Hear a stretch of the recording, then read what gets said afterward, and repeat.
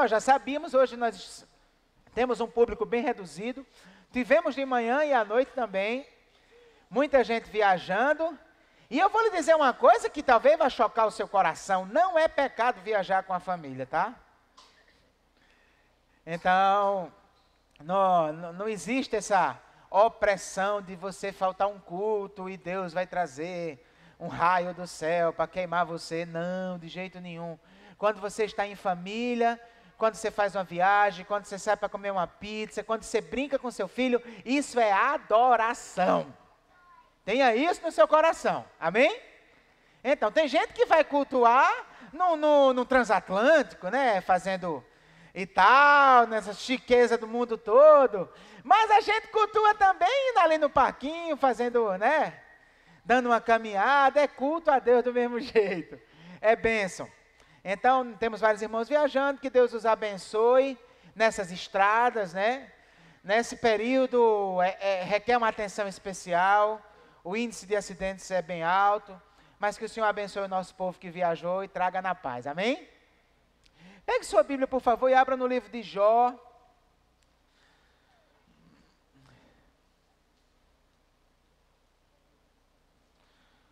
Jó, capítulo 27.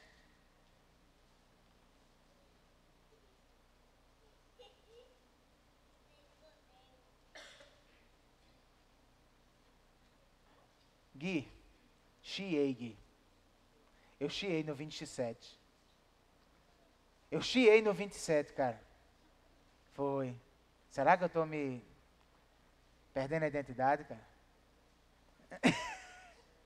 Né? Não tem pra quê, né?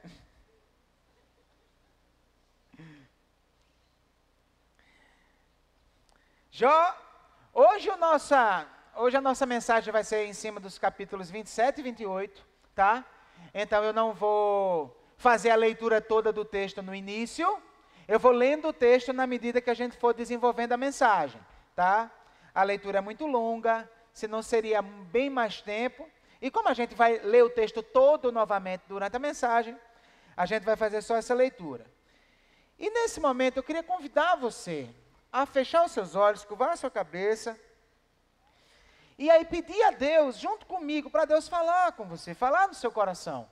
Hoje é o nosso 5º episódio, temos feito uma série baseada no livro de Jó, com o tema No Meio da Tempestade.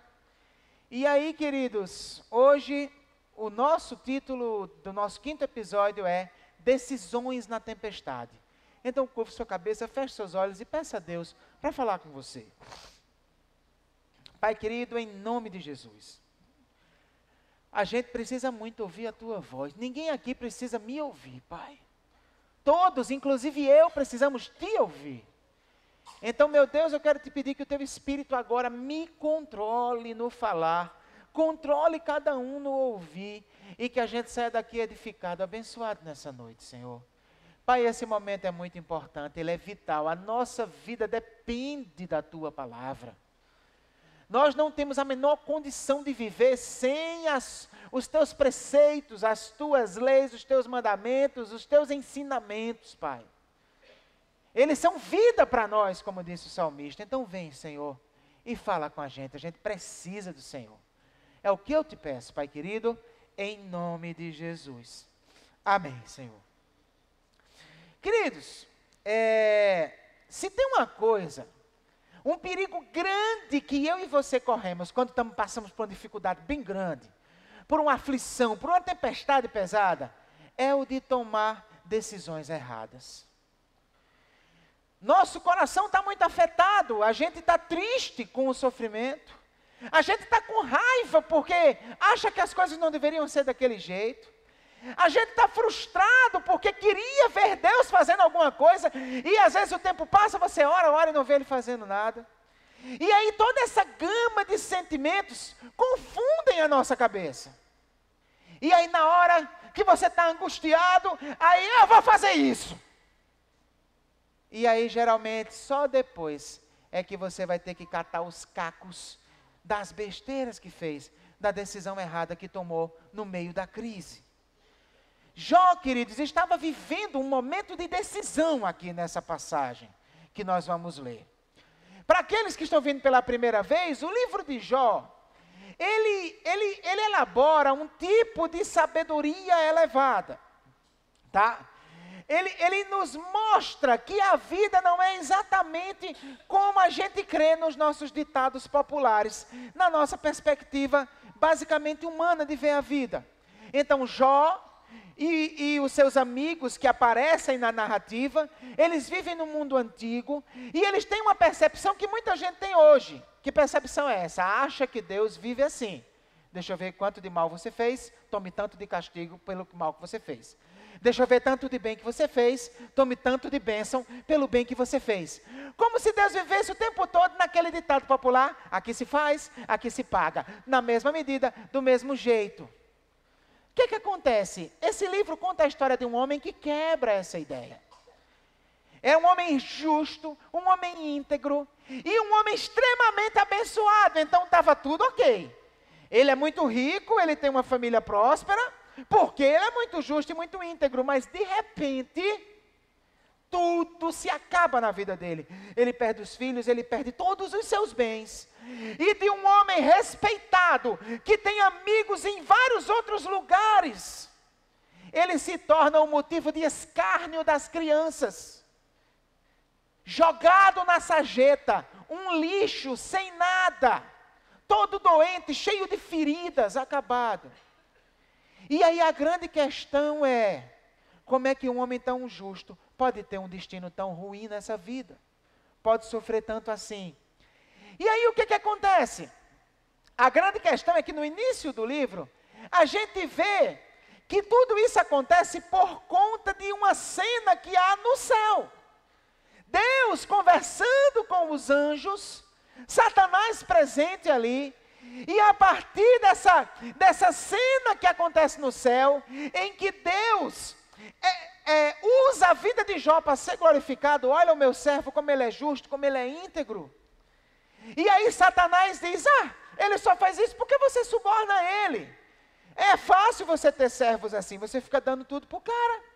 E é fácil ele ser fiel, ele tem tudo, não falta nada. Se você tirar o que você dá, ele vai negar você. Em outras palavras, ele está dizendo, não existe ninguém que adore o Senhor pelo que o Senhor é. Só existe gente que adora o Senhor pelo que o Senhor dá. E aí, resultado, Deus permite que Satanás tire tudo o que Jó tem, para mostrar na vida de Jó que Satanás estava errado. E aí, resultado, quando Jó perde tudo, ele diz umas frases que eu pelo menos, não me sentiria capaz de dizer. Coisas do tipo, o Senhor deu, o Senhor tomou, bendito seja o nome do Senhor. Ele louva a Deus perdendo tudo. Lá em outro momento ele vai dizer, olha, eu recebi o bem de Deus, porque eu não recebo o mal também. E aí Satanás sai de cena envergonhado. Só que o que acontece? Essa cena no céu, a gente sabe porque está lendo o livro. Jó não sabia. E seus amigos não. E o tempo vai passando, e o sofrimento dele se perpetua. E entra em cena 3 amigos que vêm de longe para consolá-lo. E que basicamente, o que esses amigos fazem? Ficam ao lado dele, passam 7 dias calados, em luto com ele. Mas aí chega uma hora que Jó, talvez sentindo-se seguro pela presença dos seus amigos, vomita o que está sentindo. E aí ele amaldiçoa o dia em que nasceu. E aí ele diz que viver não vale a pena. Ele diz que a morte é muito melhor. E ele entra numa crise tremenda, porque ele não consegue entender por que ele está passando por tudo aquilo. E aí depois que Jó fala, aí os amigos começam a falar e começam um embate. Um amigo fala, Jó fala. Outro amigo fala, Jó fala. E basicamente as falas dos amigos são, Jó, Deus não é injusto, Jó. Deus sabe o que faz.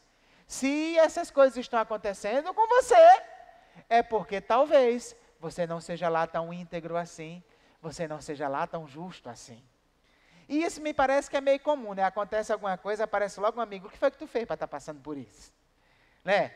Então parece que tem muito amigo de Jó nos nossos dias hoje também. Mas aí o que acontece, queridos? Naqueles embates entre Jó e os seus amigos, alguma sabedoria nova vai sendo construída na perspectiva de Jó. Ele também achava, como seus amigos, que era no esquema do toma lá da cá. Mas Jó começa a perceber algumas coisas, e a gente viu nos episódios que foram se desenvolvendo. Primeira coisa que Jó percebe, ele começa a perceber que tem gente que é ímpia, que faz o mal e que é abençoada. E ele, poxa, parece que as coisas não são bem como eu pensava. E ele percebe que tem outras pessoas que são justas, buscam a Deus, pessoas que buscam fazer a vontade de Deus, mas que sofrem pra caramba. E aí ele, rapaz, eu acho que, pelo que parece, Deus não age na minha matemática. Mas ainda assim, Jó, o seu impulso é dizer, olha, Deus me negou justiça. Eu não merecia passar por essas coisas. E ele, nas suas narrativas, ele diz várias vezes que ele gostaria de ter uma audiência diante de Deus, para mostrar a sua justiça diante de Deus. Para mostrar para Deus que ele não merecia passar por aquilo. Só que o tempo vai passando e vai ficando claro para ele que Deus não aceita ninguém alegando justiça na sua presença. Aí Jó começa a sentir, eu não vou conseguir resolver meu problema sozinho. Eu preciso de uma terceira pessoa para mediar o meu dilema com Deus. E num texto ele fala de um mediador, no outro texto ele fala de um advogado, e no texto que nós vimos domingo passado ele diz, eu sei que o meu Redentor vive. Então ele acredita na existência de uma terceira figura, um ser superior, um ser que ele não sabia bem quem era, mas que nós sabemos porque nós temos a Bíblia completa, Jesus Cristo. Ele acredita que por meio desse Redentor, ele poderia ter acesso a Deus, ele poderia se achegar na presença de Deus. Mas os seus amigos continuam fazendo acusações. E aí nesse momento agora dos capítulos, na verdade do capítulo 26 até o final, até o 31, vai ser o último discurso de Jó para os seus amigos, porque no capítulo 25 encerraram todas as falas que os amigos tinham para dizer para ele. Aqueles 3 acusadores encerram as falas. E Jó agora vai dizer a última coisa que ele tem para dizer, e é o seu discurso mais longo. São 5 capítulos de discurso, tá? E nesse discurso, basicamente, o que é que ele vai dizer para os seus amigos? Ele vai dizer, obrigado por nada. As falas de vocês não me ajudaram em nada. Vocês são profetas do óbvio. Vocês estão dizendo que Deus é grande, Deus é justo. Eu sei. E ele vai dizer isso no capítulo 26, afirmar essa convicção de que Deus está acima de todas as coisas humanas e tal. Ele diz, eu sei disso. Mas eu quero dizer uma coisa a vocês. Esse papo de vocês eu não quero mais. Eu vou dizer agora a vocês o que é que eu estou decidindo fazer diante de toda essa aflição pela qual eu tenho passado. E aí, querido, Jó vai revelar suas decisões nos capítulos 27 e 28, de forma especial. E eu quero lhe convidar a aprender com isso. Por quê? Justamente para que quando você estiver em plena tempestade, você decida aprendendo com a maneira como ele decidiu aqui. Para que você não faça besteira, porque você corre esse risco. Amém? Está interessado em aprender sobre isso? Sim ou não? Vale a pena num domingo de carnaval aprender sobre isso? Então vamos lá. O que é que Deus tem a dizer para mim e para você aqui? Olha só. Nós vamos aprender esse texto, que o melhor a fazer no meio da tempestade é, em primeiro lugar, mantenha-se longe do pecado. Repita comigo, por favor. O melhor a fazer no meio da tempestade é? Mantenha-se longe do pecado. Já dá para estar com fome? Não, dá para a gente fazer melhor, vamos lá? O melhor a fazer no meio da tempestade é? Mantenha-se longe do pecado. Vamos começar vendo o capítulo 27, versos do 1 ao 6. Olha o que o texto vai dizer. E Jó prosseguiu em seu discurso. Pelo Deus vivo que me negou justiça, pelo Todo-Poderoso que me deu amargura à minha vida, enquanto eu tiver vida em mim, o sopro de Deus em minhas narinas, meus lábios não falarão maldade, a minha língua não proferirá nada que seja falso, nunca darei razão a vocês, minha integridade não negarei jamais até a morte, manterei minha retidão e nunca a deixarei, enquanto eu viver, a minha consciência não me repreenderá. Queridos, Jó aqui continua acreditando, e ele estava certo, tá? Ele continua acreditando que a matemática não estava batendo na vida dele. Ele diz, olha, eu não fiz por merecer tudo isso que eu estou passando. Certo? Então, não é justo isso que eu estou passando. Não tem justificativa para tanto sofrimento de uma vez só na minha vida. Eu não tenho tanto pecado assim que justifique tanta dor assim. Mas eu quero dizer uma coisa a vocês. Vocês estão me acusando, estão me insinuando que eu não tenho integridade. Eu não permitirei jamais que na minha vida vocês tenham razão.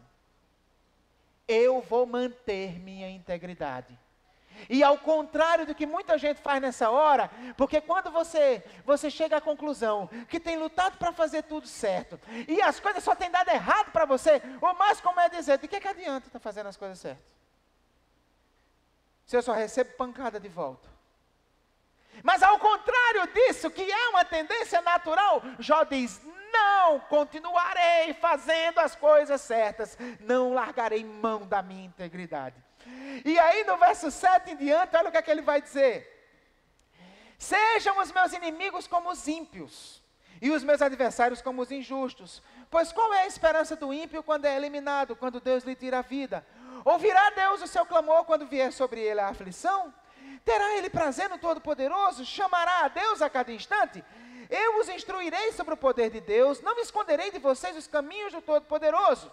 Pois a verdade é que todos vocês já viram isso. Então por que essas conversas sem sentido?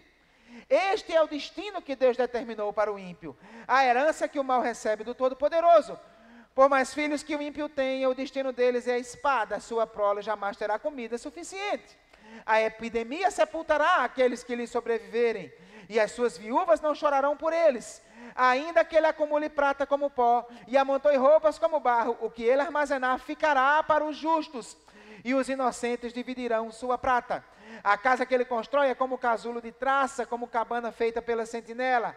Rico ele se deita, mas nunca mais o será. Quando abre os olhos, tudo se foi. Pavores vêm sobre ele como uma enchente. De noite a tempestade o leva de roldão.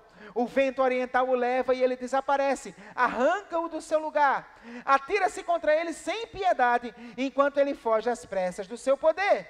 Bate palmas contra ele e com assobios o expele do seu lugar.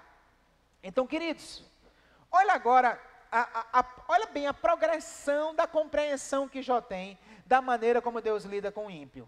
Antes de passar o sofrimento, ele pensava que ímpio vivia só sofrendo e pronto. E que justo vivia sendo abençoado e pronto. Era assim, toma lá da cá.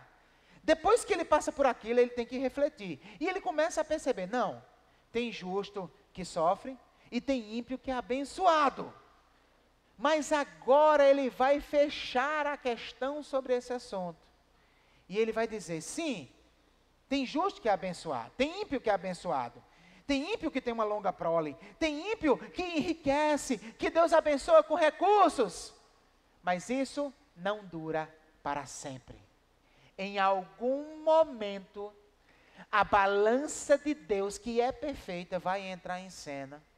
Em algum momento, a justiça de Deus será derramada. E sim, o justo será recompensado e o ímpio sofrerá as consequências da sua impiedade. Em outras palavras, Jó está dizendo, olha amigos, vocês querem me convencer de todo jeito que eu sou ímpio. Mas eu vou dizer uma coisa a vocês, eu não vou dar razão a vocês não. Eu podia até pensar, de que adianta eu ser justo se eu estou passando por tudo isso? Mas eu não quero ser ímpio, porque eu sei que embora o ímpio passe bem agora, no final, a justiça de Deus é derramada. E o destino dele eu não quero para a minha vida. Em outras palavras, ser ímpio não é um bom negócio para mim. Queridos, na minha experiência como pastor, Eu recebo muita gente que está sofrendo. E o que eu mais tenho visto as pessoas fazerem, quando um monte de sofrimento vem sobre elas, é dizer, de que adianta viver lutando para fazer as coisas certas se tudo só dá errado para mim? Eu fico querendo agradar a Deus, eu fico querendo servir a Deus, eu vou para a igreja, eu tento não viver na devassidão como meus amigos vivem. Eu luto para ser fiel no meu casamento, eu luto para fazer as coisas direito, para não fazer nada ilícito. Mas é dor sobre dor, sofrimento sobre sofrimento. Pastor, de que adianta? E queridos, muitas dessas pessoas terminam abrindo mão da sua integridade mesmo. Largando tudo, indo para o pecado e fazendo o que manda o seu coração. Deixa eu dizer uma coisa a vocês. O que Jó está concluindo e o resto da Bíblia confirma a conclusão de Jó. É que embora não seja de acordo com a nossa matemática, nem sincronizado com o nosso relógio, Deus faz justiça no tempo dele, da maneira dele. E sim, o justo é recompensado e o ímpio é punido dos seus pecados. A grande questão é, o que você vai fazer enquanto esse dia ainda não chegou? Porque venhamos e convenhamos, esse dia ainda não chegou. Está cheio de gente ruim, abençoada, e cheio de gente decente, sofrendo horrores. Ou não? Eu sou o único que consegue ver essa coisa pessimista da vida aí? Sim ou não? Então, esse dia ainda não chegou. Mas a questão aqui é, que decisão você vai tomar agora? Você vai querer ser mais um ímpio? Vai abraçar o pecado? Vai chutar o pau da barranca? Largar a sua fé? Eu me lembro uma vez que o meu pai, ele era auditor fiscal do Estado, né? Era um cargo, ele tinha um bom salário. E assim, era um ambiente em que havia muita corrupção, né? Ele sempre ocupou cargos de chefia, e na época que ele era o superintendente lá da fiscalização, ele era o chefe do negócio todo lá. E aí eu me lembro que eu, na época adolescente, né, pré-adolescente, fiz um questionamento a meu pai. Porque eu via que tinha vários subalternos dele que ganhavam bem menos do que ele, que morava na praia, que tinha um monte de coisa que a gente não tinha. E eu, aprendendo sobre a vida, né, cheguei, ô pai, por que fulano ganha menos do que o senhor? Ele ganha, meu filho. Por que ele tem uma D20 e a gente só tem essa Belina? Ah, olha, na minha pré-adolescência, D20 era negócio de rico, top, meu amigo. Cicrano, ele ganha menos do que o senhor? Ele ganha, meu filho. Por que ele mora na praia e a gente mora no Cristo? Era o bairro que a gente morava lá em João Pessoa. E aí meu pai olhou para mim e disse, meu filho, para que eu possa toda noite botar minha cabeça no travesseiro. E eu na hora, fiquei tentando entender qual era a relação da D20 com o travesseiro, entendeu? Morar na praia, morar no Cristo. Será que quem mora na praia não pode botar a cabeça no travesseiro? Tem que dormir sem travesseiro, né? Mas aí foi quando ele disse uma frase, e essa frase marcou minha vida de uma maneira que eu nunca esqueci. O meu pai era um cara cheio de defeitos, mas nisso ele foi um grande exemplo. Meu pai disse o seguinte, ele disse, meu filho, a única coisa que o pobre não pode perder é o seu nome. O nome limpo é o único patrimônio do pobre. Se ele perder o seu nome limpo, ele não tem mais nada. E queridos, me parece que tem muita verdade nessas palavras do meu pai. Até porque você pensa comigo, Valério. Tu sofre meio mundo de coisa. Um monte de tribulação vem na tua cabeça, pá! Aí tu tá lá chorando, aí tu ora, Deus nem fala nada, nem faz nada. Aí para acabar de completar, aparecem uns amiguinhos para insinuar. Ih, Valério, o que foi que tu fizesse? Confessa aí, abre o jogo. Tu imagina se além disso, tu vai para o pecado e perde a tua integridade. Tu vai ter mais o quê, pelo amor de Deus? Não vai ter mais nada. Então, meu querido, talvez você esteja às portas de largar tudo. Seu coração desejando que você faça uma besteira bem grande. Deus sabe o que você está passando, e Ele lhe trouxe aqui nessa noite para lhe dizer, não! Apaga aquele número da agenda do celular. Bloqueia aquela pessoa da rede social. Desmarca aquele negócio que você tinha marcado, que você já sabe que é errado. Não abra mão da sua integridade. E se por acaso você já abriu mão, já andou fazendo besteira, ainda há esperança para você também. Se arrependa do que você fez, confesse a Deus, creia em Jesus Cristo, creia que na cruz Ele pagou pelos pecados que você cometeu, e volte-se para Deus e não faça mais.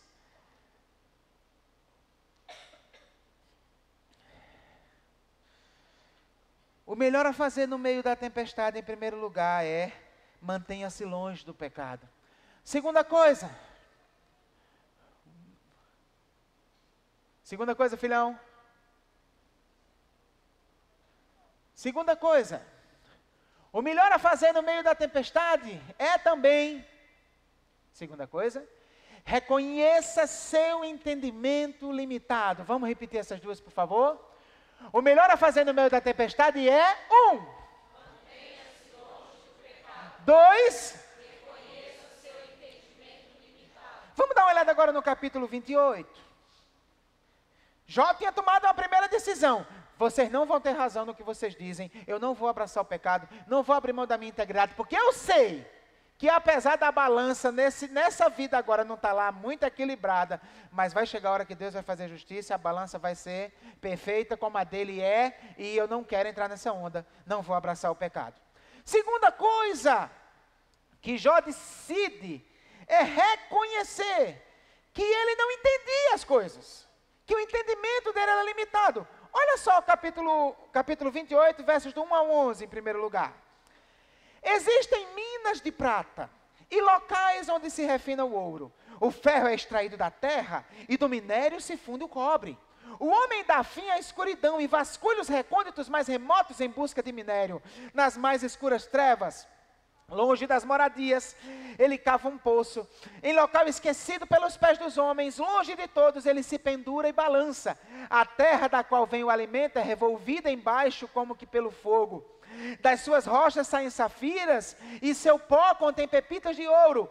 Nenhuma ave de rapina conhece aquele caminho oculto, e os olhos de nenhum falcão o viram. Os animais altivos não põem os pés nele, e nenhum leão ronda por ali. As mãos dos homens atacam a dura rocha, e transtornam as raízes das montanhas. Fazem túneis através da rocha, e os seus olhos enxergam todos os tesouros dali. Eles vasculham as nascentes dos rios, e trazem à luz coisas ocultas. Você precisa entender esse tipo de literatura poética, então assim, e é por isso que nessa série eu estou pregando blocos tão grandes de texto, 2 capítulos de uma vez, porque se você pegar só um pedaço desse, você vai achar que Jó está estabelecendo a teologia da mineração, né?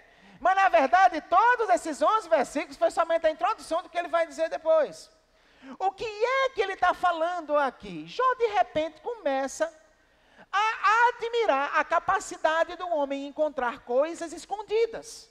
Ele vai dizer, olha, ele cava buracos profundos, ele acende a luz lá onde está escuro, ele se pendura, ele vai lá, ele cava a rocha, e ele descobre ouro, ele encontra ouro. Quando ele quer prata, ele encontra prata. Quando ele quer bronze, ele encontra bronze. Quando ele quer minério, ele encontra minério.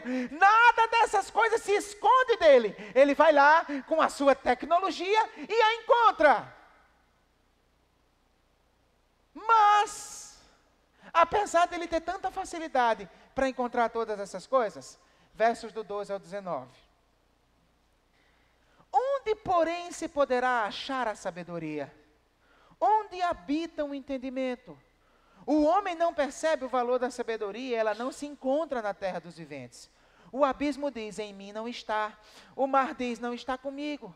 Não pode ser comprada, mesmo com ouro mais puro, nem se pode pesar o seu preço em prata. Não pode ser comprada nem com ouro puro de Ofir, nem com precioso ônix, nem com safiras. O ouro e o cristal não se comparam com ela. e é impossível tê-la em troca de joias de ouro. O coral e o jaspe nem merecem atenção. O preço da sabedoria ultrapassa o dos rubis.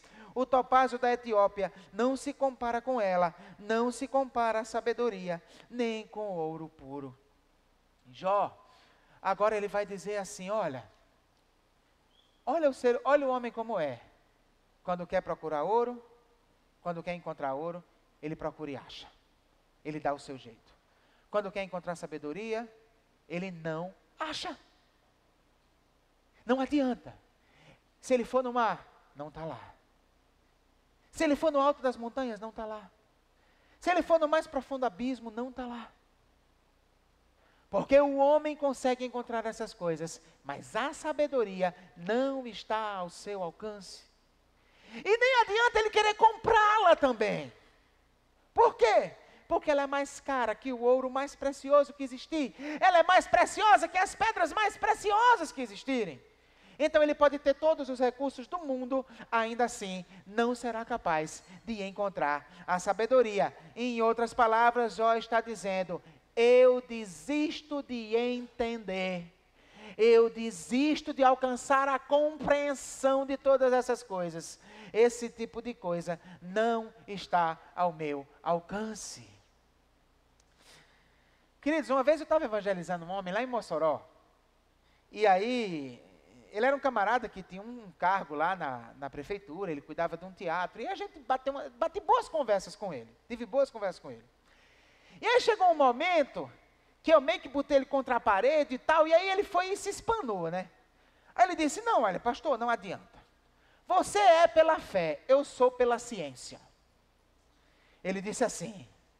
E aí na hora disse ele, amigo, não me leva a mal não, mas você está enganado. Ele, como assim eu estou enganado? Ele disse, porque veja só, isso que você chama de ciência, parte de um pressuposto básico. Que pressuposto é esse? Você acredita que a mente humana é capaz de entender as coisas. Você acredita na capacidade da mente humana em descobrir a verdade. Eu acredito que não. Então, eu prefiro encontrar a verdade na revelação de Deus, na sua palavra. E não a partir da capacidade da mente humana. Então, em outras palavras, amigo, você crê no homem, eu creio na Bíblia. Você é da fé e eu sou da fé.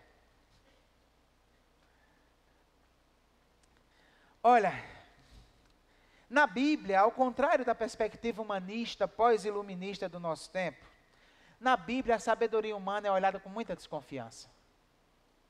Enquanto as pessoas, a partir do iluminismo, acreditaram que o homem é capaz, a Bíblia diz, o homem não é capaz. Então tem muitas coisas que a gente não acessa, que a gente não entende e nunca vai entender. Por exemplo, Jó estava passando tudo isso por causa de uma conversa de Deus com os anjos. E ele ficou naquele dilema todinho, por quê? Porque estava muito acima da capacidade dele. Essa é a grande questão. Você quer compreensão, mas você não vai ter compreensão. Então, ao invés de ficar nessa angústia toda, por que está acontecendo? Por que eu estou passando tudo isso? Por que Deus deixa isso acontecer? Ao invés disso, reconheça, não entendo. E nem vou entender, porque sou humano e a minha sabedoria é limitada. Eu não vou conseguir alcançar essa compreensão. E aí, meus queridos, isso se torna muito, muito significativo, especialmente na hora que você vai tomar as suas decisões. Porque se você se apressar em decidir no momento da crise, você corre um grande perigo de fazer lambança, de fazer besteira. Especialmente quando você está afetado pela tempestade, reconheça essa limitação da sua sabedoria e espere um pouco mais. Tenha paciência, pondere um pouco mais. Não se apresse em fazer alguma coisa. Então, o melhor a fazer no meio da tempestade é, em primeiro lugar, mantenha-se longe do pecado. Em segundo lugar, reconheça seu entendimento limitado. E por último, o melhor a fazer no meio da tempestade é renda-se à sabedoria perfeita de Deus. Repita comigo esses 3 tópicos, por gentileza. Toda vez eu faço essa ladainha de repetir, quem está aqui já está acostumado, eu sou assim mesmo. Mas eu acho que faz bem para você. Vamos lá. O melhor a fazer no meio da tempestade é, primeiro, mantenha-se longe do pecado. Segundo, reconheça seu entendimento limitado. Terceiro, renda-se à sabedoria perfeita de Deus. Antes de desenvolver esse tópico, eu preciso abrir um parênteses. Sabe aquelas postagens de Facebook que faz assim, pastor, atenção, ninguém quer dizer nada para o irmão que está do lado? Né? Cara, como eu me identifico com aquilo? Aquilo são críticas ferrenhas à minha pessoa. Só que quanto mais eu leio essas coisas, mais eu faço. Deixa eu lhe dizer por quê. Porque, às vezes você chega aqui tão centrado em si mesmo, que se eu não mandar você dar um abraço no seu vizinho, você sai daqui e não abraça ninguém, cara. Talvez, a pessoa que está sentada perto de você, só vai escutar uma palavra de ânimo, porque eu obriguei você a dizer. Porque senão você vai ficar bem quietinho no seu canto, sentadinho na sua cadeira, louvando, ouvindo, depois vai embora. Então, eis que eu vou lhe dar uma notícia aterradora. A chatice continuará. Para o seu bem e para o bem da pessoa que está do seu lado. Amém? Vamos voltar para cá. Porque o pessoal fala, pastor, ninguém está querendo repetir esse lenga-lenga. Amiga, esse lenga-lenga ajuda você a não esquecer. Então, eu amo você. Sou seu pai espiritualmente. E pai, gosta de ensinar as coisas aos filhos, mesmo quando os filhos não estão querendo escutar. Então, vamos lá. Terceiro, renda-se à sabedoria perfeita de Deus. Encerrando o texto, nós vimos que Jó já tomou 2 decisões, né? Qual foi a primeira decisão de Jó? Embora as circunstâncias até me inclinem para chutar o balde, largar a mão da minha integridade e correr para o pecado, não vou fazer isso. Porque eu sei que o ímpio pode até passar bem agora, mas no final ele vai se lascar. E isso não é bom para mim. Segunda coisa, Jó reconhece, não entendo isso, nem vou entender. Se eu quiser ouro, eu até acho. Se eu quiser prata, eu até acho. Se eu quiser pedras preciosas, eu até acho. Mas a sabedoria eu vou morrer de procurar e não vou achar. Isso é profundo demais. Está no âmbito de que eu não consigo alcançar. Aí a terceira coisa agora, continuando ainda esse discurso sobre sabedoria, olha o que Jó vai dizer do verso 20 até o 28. De onde vem então a sabedoria? Onde habita o entendimento? Escondida está dos olhos de toda criatura viva, até das aves dos céus. A destruição e a morte, dizem, aos nossos ouvidos só chegou um leve rumor dela. Deus conhece o caminho, só Ele sabe onde ela habita, pois Ele enxerga os confins da terra e vê tudo o que há debaixo dos céus.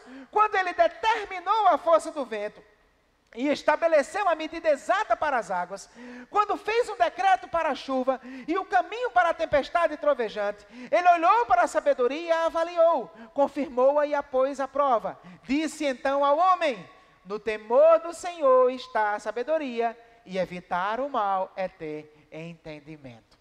Queridos, olha só, Jó, depois que ele chega à conclusão que o homem não alcança a sabedoria, ele vai perguntar, mas onde afinal está esse negócio? E aí é interessante que ele começa a dizer, olha, nem a morte tem. E se você perguntar à morte, sabedoria está aqui? Olha, só chegou um leve rumor dela. E isso é significativo, sabe por quê? Porque os povos antigos, eles tinham uma crença de que quando alguém morria, alcançava a sabedoria que não teve em vida. E por isso havia a prática de consultar os mortos, buscar os mortos para ter conselhos, porque os mortos, por terem morrido, alcançaram a sabedoria. Só que Jó joga por terra essa teologia, porque ele acredita que ser humano não tem sabedoria, quer esteja vivo, quer esteja morto, né? Então a sabedoria também não está na morte. E isso é interessante, porque lembra que lá no começo, no capítulo 3, ele desejou morrer com muita vontade, não foi não? Você lembra disso, não lembra? Então, o que é que acontece?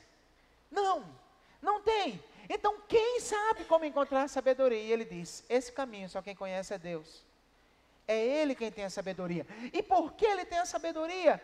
Ele diz, porque só Ele enxerga os confins da terra e vê tudo o que há debaixo dos céus, no verso 24. Ou seja, Deus, ele tem uma visão de cima para baixo. Deus vê o que eu e você não vemos, ele vê o todo. Deus vê tudo, todas as variáveis, todas as possibilidades, todos os desejos do coração. Ele conhece tudo e todos por dentro e por fora. Então ele sabe por que certas coisas devem ser do jeito que são. Ele sabe por que ele determina determinados sofrimentos na sua vida. Ele sabe por que precisam acontecer certas coisas. Mas eu e você estamos no andar de baixo. Você não vê os confins da terra, você não vê nem os confins da sua rua, nem a esquina da sua casa. Você só vê o que acontece com você, o que tange a você. Então essa visão limitada faz com que você não entenda por que Deus age como age. Mas Deus não tem a visão limitada que você tem. Então ele age como age, porque ele vê o todo e sabe que no todo aquilo é o melhor a se fazer. Então, meu querido, em outras palavras, se renda. Você não sabe, mas Deus sabe. E essas pessoas que eu já mencionei aqui, que me procuram no momento da dor, é impressionante como elas, quase todas, me pedem a mesma coisa. Porque eu costumo perguntar às pessoas, geralmente eu pergunto, o que é que eu posso lhe ajudar? E as pessoas só querem uma coisa, pastor, me explique por que Deus permitiu que isso acontecesse. Pastor, me explique por que isso tinha que ser assim. Pastor, por favor, me ajude a entender por que essa tragédia. O que é que você precisa entender hoje à noite, definitivamente para a sua vida, em nome de Jesus, meu querido e minha querida? Não é compreensão que vai lhe trazer paz e força para seguir em frente. A questão não é compreensão, a questão é rendição. Você está buscando uma compreensão que está no andar de cima, mas você está no andar de baixo. E você se queixa porque você quer que Deus lhe explique. Você quer que Deus lhe dê satisfações, que Deus lhe dê explicações, e Ele não faz isso. E eu vou lhe dizer por que Ele não faz isso. Porque você não é capaz de entender. Ele conhece você por dentro. Ele lhe fez. Ele lhe acompanha todos os instantes. E Ele sabe. De que adianta eu dizer isso para você? Isaac me perguntou uma coisa interessante essa semana. Né? Isaac me perguntou, papai, o que é morrer? Você imagina o que é uma criança de 3 anos me perguntar um negócio desse, né? Papai, o que é morrer? Porque ele viu falando alguma coisa, sim, eu tinha falado... tinha aparecido um José, naquele desenho da massinha, que é um negocinho que come de tudo lá. Um bichinho lá, que ele adora esse desenho. Né? E aí eu disse a ele que José era o nome do meu pai, que era o avô dele, mas que ele já tinha morrido. E aí ele disse, papai, o que é morrer? Como você vai explicar o que é morrer para uma criança de 3 anos? Ele não tem condição de entender isso. Eu disse a ele, filho, morrer é o contrário de viver. É o contrário de nascer. Né? Ou seja, na vida é assim, você nasce, você vai crescendo, fica adolescente, depois fica jovem, depois adulto. Aí você vai ficando velhinho, e o bom seria ficar bem velhinho e depois morrer. A morte é o final, é nascer ao contrário. Só que às vezes, meu filho, tem gente que ou por causa de um acidente, ou por causa de uma doença, morre antes de ficar velhinho.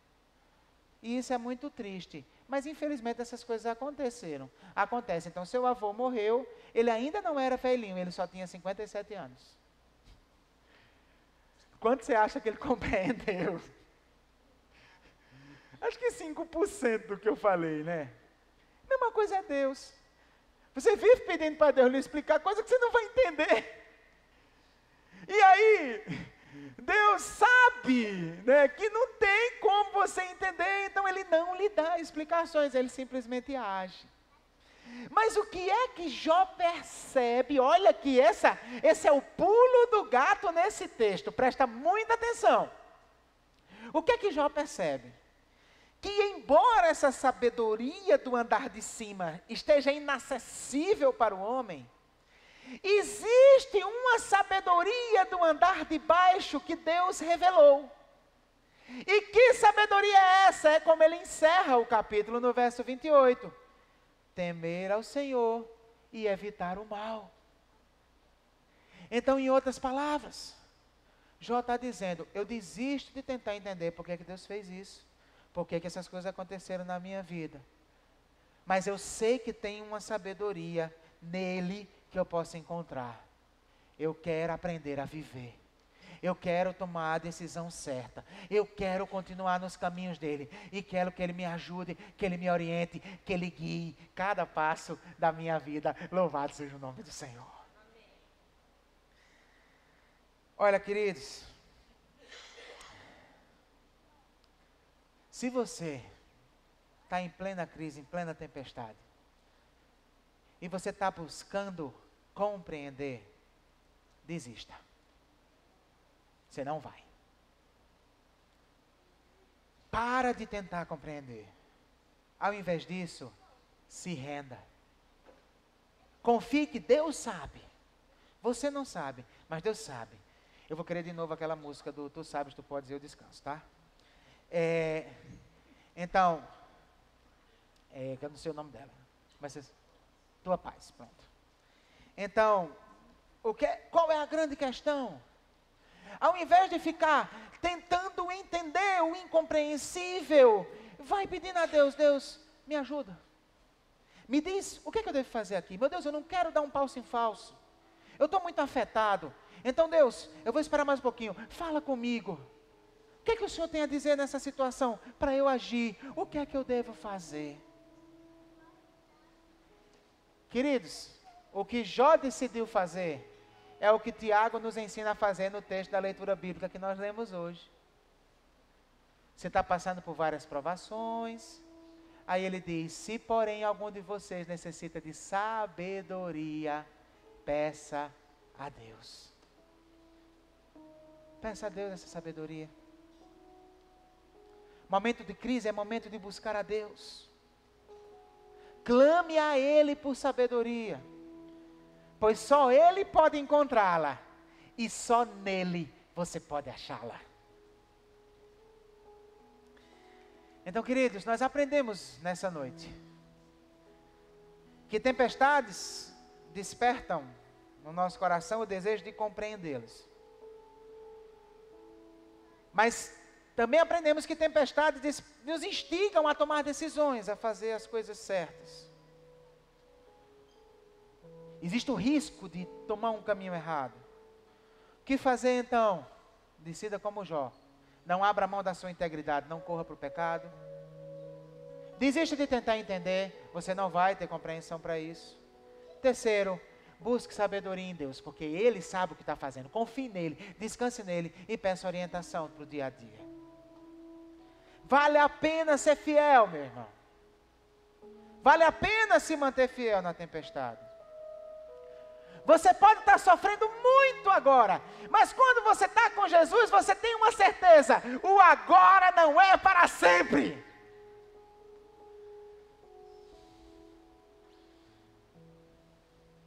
Por outro lado, a palavra de Deus é para sempre. E o que é que a palavra de Deus diz para você?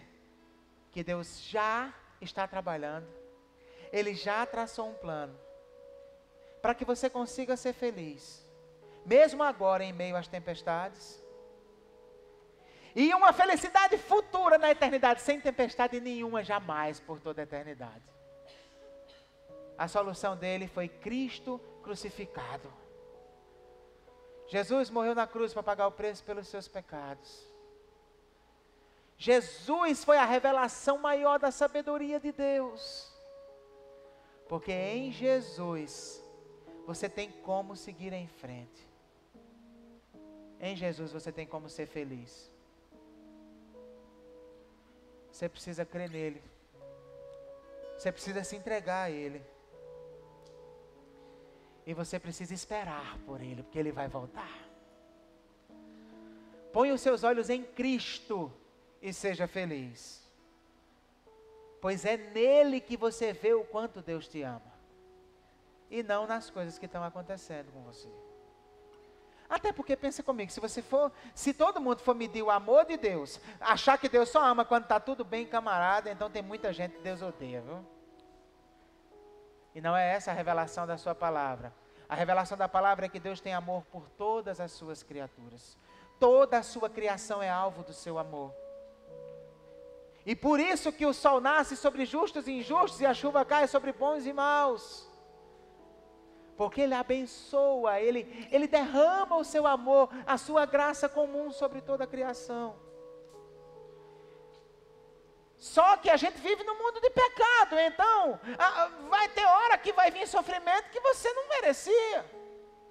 Assim como vai ter hora que vai vir bênção que você não merecia também. Aí nessa hora você não reclama que a balança está desregulada, né? Se entregue a Deus e veja em Jesus o amor dele por você. Busque sabedoria nele e siga em frente. Vamos ficar em pé? Vamos orar? Curve sua cabeça, feche seus olhos.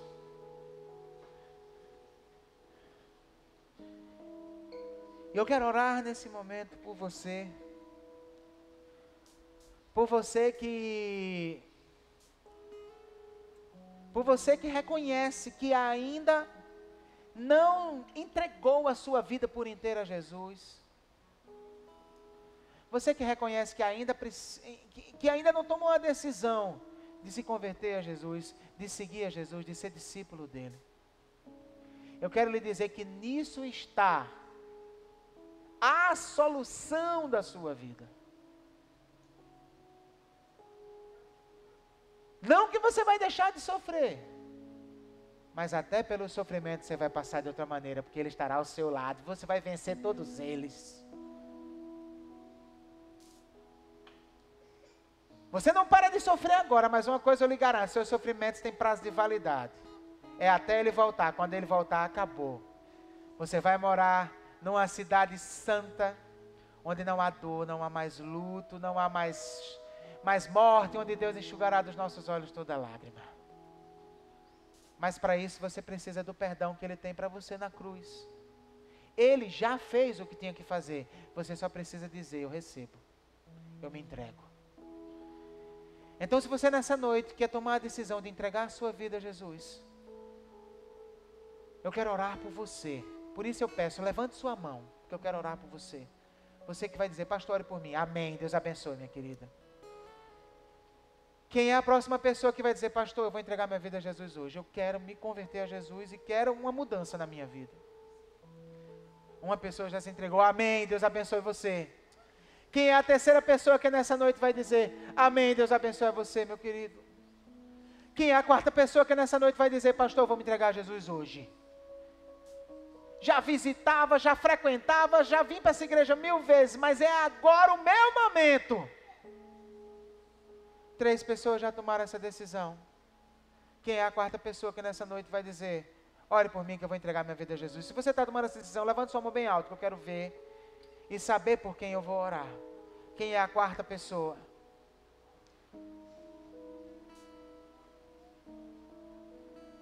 Se você está levantando sua mão, olhe para mim para eu saber.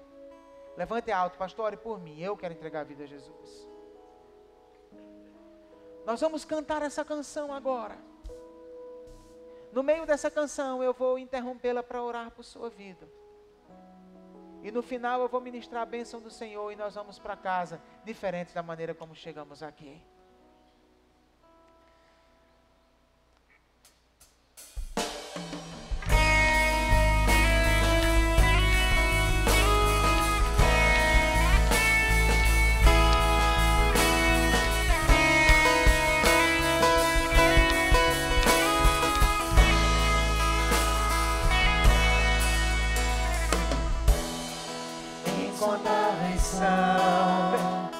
Os teus caminhos, Senhor. Declare isso.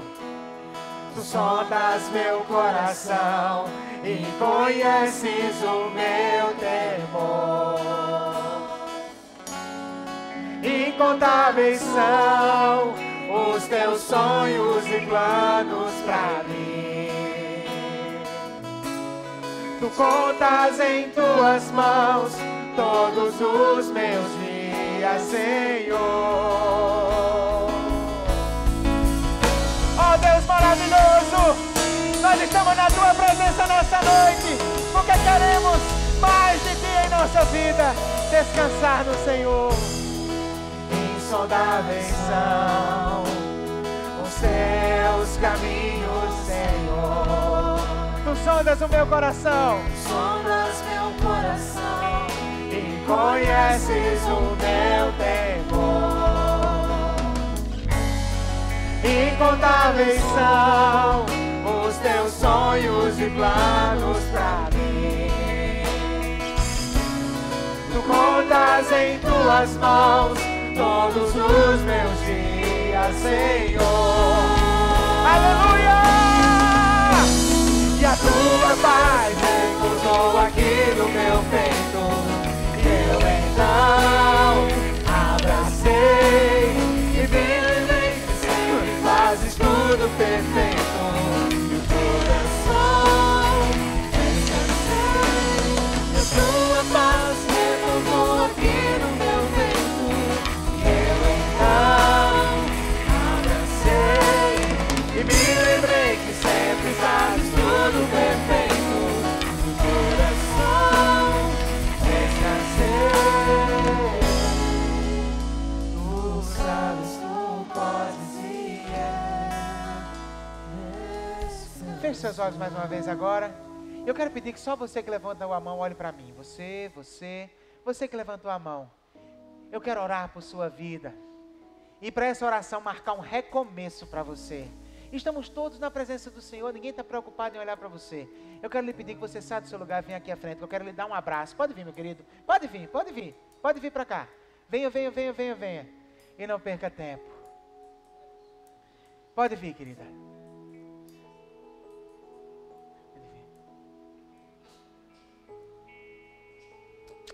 Que maravilha. Louvado seja o nome do Senhor. Fica aqui, querida. Meu amigo, que coisa maravilhosa. Louvado seja o nome do nosso Deus. Ele tem um plano maravilhoso para você, cara. Fica aqui. Valéria, acompanha aqui, por favor. Por favor. Hugo, acompanha aqui o nosso querido irmão.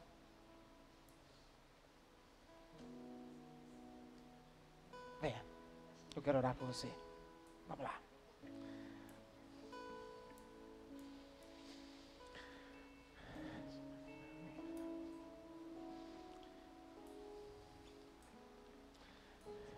Curve sua cabeça, feche seus olhos nesse momento. Pai querido, a tua palavra é viva e eficaz. Ela é mais cortante que espada de dois gumes, ela penetra lá dentro, Senhor, e mexe com a gente. Pai, eu quero te agradecer por essas 3 vidas preciosas, muito amadas pelo Senhor, que o Senhor trouxe aqui nessa noite, para arrebanhá-las para o teu reino. Quero te pedir, Pai, que a experiência de Jó fique marcada no coração deles, e que seja o modelo da experiência deles com Deus, apesar da luta, apesar de muita dor, de muito sofrimento, eles vão progredir de alguém que te conhecia de ouvir falar, para alguém cujos olhos te veem. Eu quero pedir, Pai, que o teu Espírito já esteja habitando neles, Pai, a partir da decisão que eles tomaram. E que esse Espírito opere uma transformação, Senhor, santificando, trazendo alegria, trazendo paz, trazendo sabedoria, moldando a vida deles. E que essa noite marque a história deles. A vida deles foi até hoje. E a partir de hoje, porque a partir de hoje, como discípulos de Jesus, eles experimentarão uma paz que nunca experimentaram, Pai. Abençoa o Senhor. Ensina-os a felicidade apesar das circunstâncias. A felicidade em Jesus Cristo. Quero te pedir, Senhor, que qualquer cilada, qualquer armadilha do diabo, para tentar, Senhor Deus, desviá-los do teu caminho, que seja destruída agora em nome de Jesus, Pai. E que, Senhor, eles caminhem triunfantes, essa vida nova e maravilhosa contigo. Abençoa-os, Pai. Abençoa suas famílias. E dá para eles uma direção nova.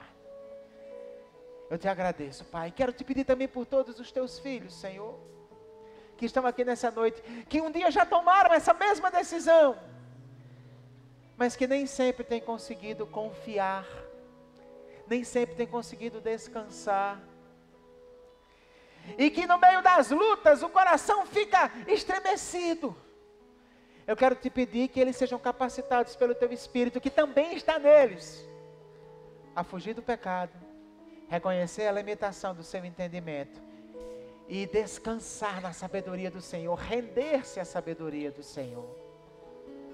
Pai querido, em nome de Jesus, abençoa a todos nós, Pai, e que essa palavra provoque frutos de transformação em nossas vidas, Pai.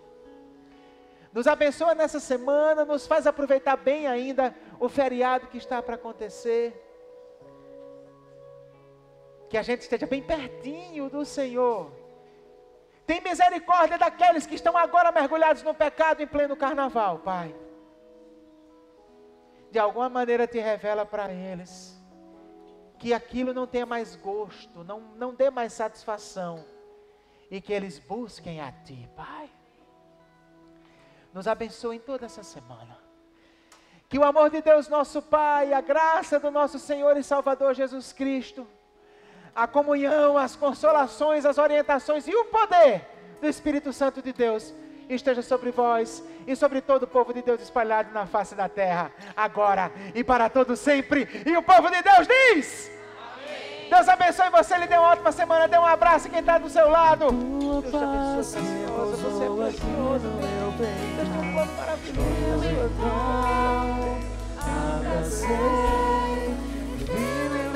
Sempre fazes tudo perfeito. Meu coração